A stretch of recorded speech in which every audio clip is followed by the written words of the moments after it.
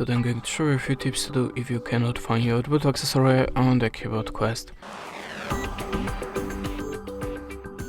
So when I have a problem with my headphones or another Bluetooth gadget, I'm always starting from the simplest way, so switch off and switch on again the Bluetooth connection to restart it. You can also try to restart your phone. A little obvious, I know, but sometimes it really works, so just try it.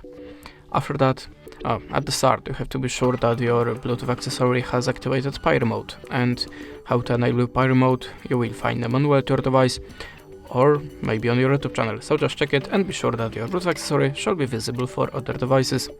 But it's still not for your CUBOT. Open the system in the settings, expand the advanced and tap on the rest options. Select the Wi-Fi, mobile and Bluetooth and choose rest the settings button. Tap on this button again. After that, look again for your device on the Bluetooth list.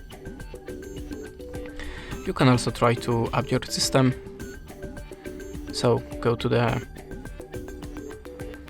settings again and now just look for the system, I think.